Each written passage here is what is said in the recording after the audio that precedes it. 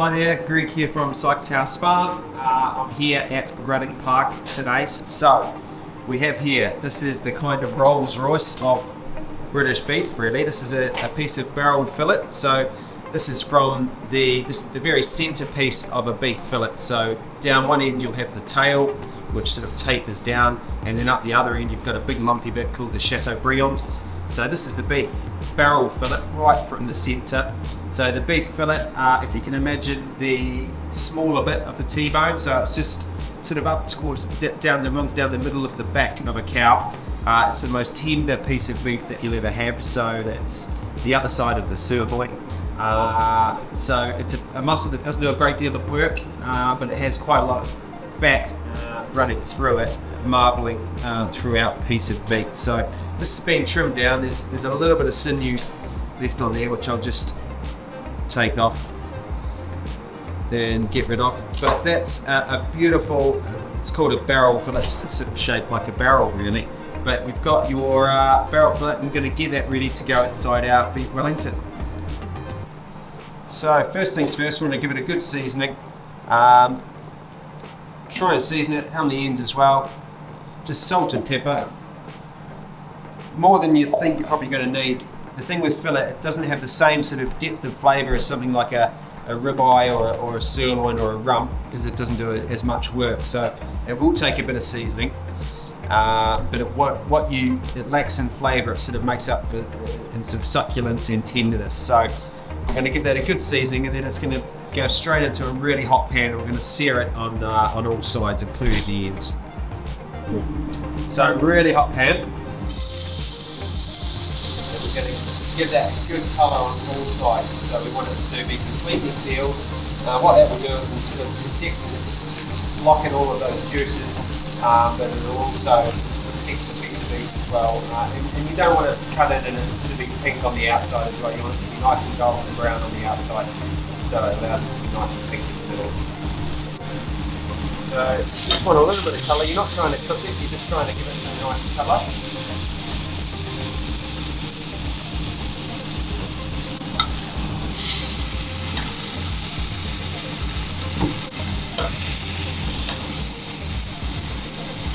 Colour, you don't want to really cook it, but what you want is to be able to, it is essentially a big piece of steak, so you still want it to taste like steak. So I don't want a big piece of steamed fillet, I want a nice sort of caramelised piece of beef in the middle, which is sort of, you still want that roast beef or steak flavour, and the best way of doing that is by sealing it in a really hot pan. So we're going to put that in the fridge now, we're going to chill it down, and then we're going to do the next step.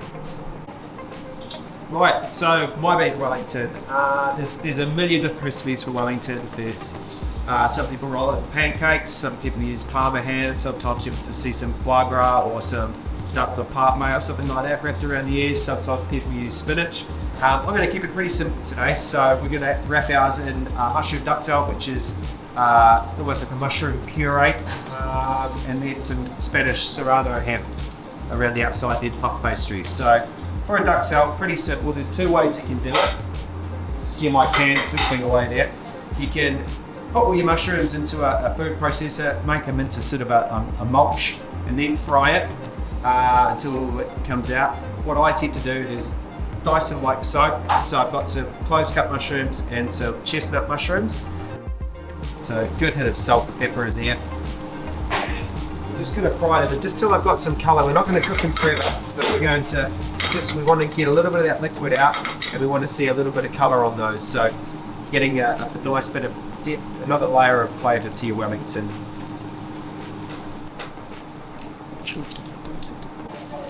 Right, so we're ready to make our duxelle now. Our mushrooms here have got plenty of colour on them, but we just want to, we don't really want to take them any further than that. Some of the liquid's started to come out, so we're just going to put them into something smaller here. And then we're just going to blitz that into a paste really. So just using a stick blender or a food processor, we're just going to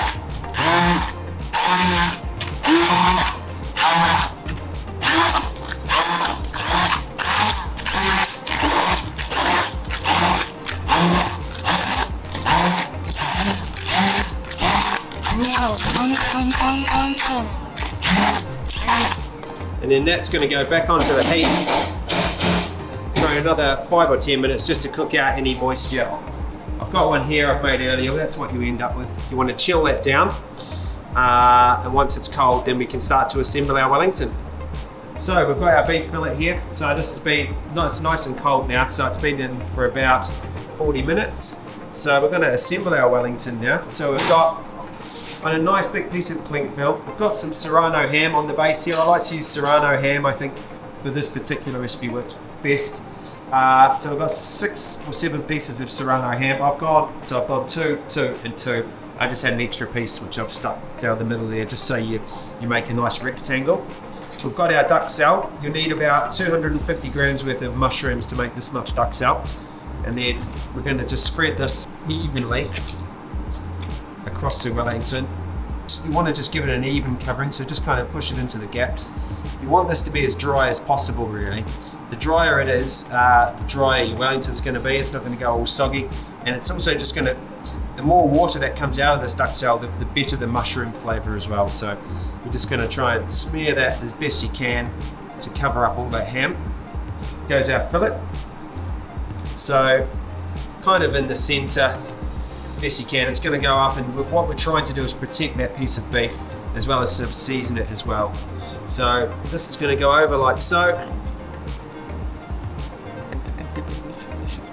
And then we're just going to roll it and then seal it like that.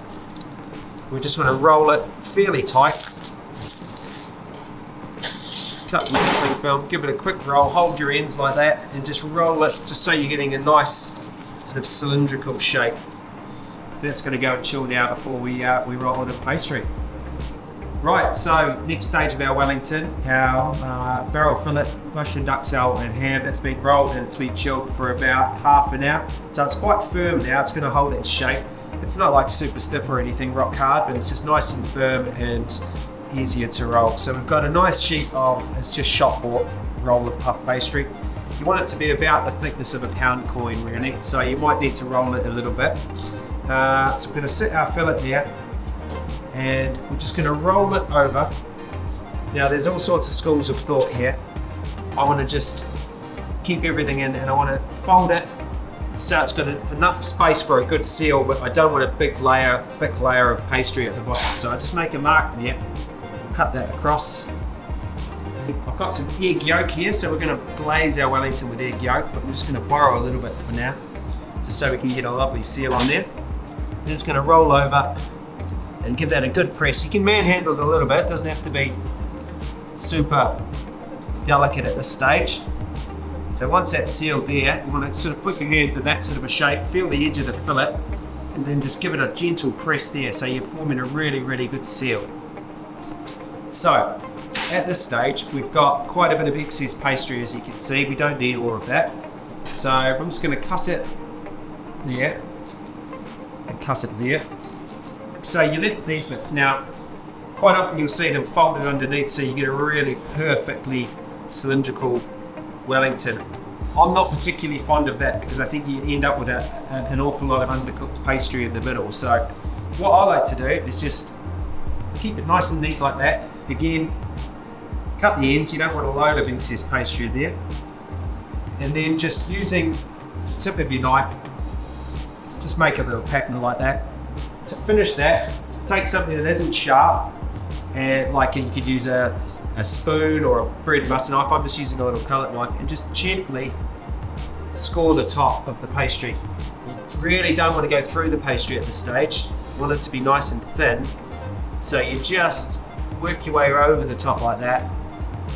You can do anything you want really. You could put a nice lettuce on the top. Just got a little bit of a, starting to form a bit of a hole there, so we're just going to cover that up. You don't want any air coming out really. And then for the glaze on the top, like I say, it's just egg yolk. You can use a whole egg, but I find 2 egg yolks are better because you just get a much nicer glaze. And the more egg, the better, I think. You get a much nicer glaze. It doesn't really affect the flavour at all like you would with egg whites as well. It's just, it forms a really nice rich glaze. And just if there is any little holes like that, just a bit of an extra egg over the top. So once you've fully glazed and you're happy with it, So once you're happy with your glaze, we're going to put that into a 200-degree oven for about 40 minutes. So the crucial thing is the cooking time really, because you've got a really small window with a Wellington. So I like a 200-degree oven. Some people might say that's a little bit too hot, but I find you get a really nice crust on the pastry and you avoid that soggy bottom really. So I would say 200-degree oven for 35 to 40 minutes, but with all will be revealed when I pull it out and cut it. So here we have our finished Wellington. So been in for 40 minutes. Just cooling it down on a wire rack, just so you can prevent the bottom from going soggy, because while you're resting it, some of the juice inevitably will soak into that pastry. So it's nice and golden brown all over. Don't want to lift it up too much, but it's nice crunchy base underneath. So we're going to give that a good sort of 10 minutes rest, no more than 10 minutes really, because it's continuing to cook in there. I took it to about 52 degrees in the middle, so it should cook to about 56 and keep cooking for a few minutes. Alright, so moment of truth, so let's hope for the best here. Lovely. So, there we have it. Our beef Wellington, nice, perfectly pink through the middle, not too rare fillet. So what I would recommend doing is giving it a nice sort of slice, about an inch thick. I think you need to hear that crispy pastry. And then a nice slice on the plate. And, there we have it, a beef Wellington. I'd serve it with maybe a nice piece of braised meat on the side, so maybe a piece of beef short rib or a piece of ox cheek on the side, maybe some variations of mushrooms, a nice sort of red wine sauce, maybe a bit of truffle mayonnaise or something like that. But there you have your New Year's Eve Wellington.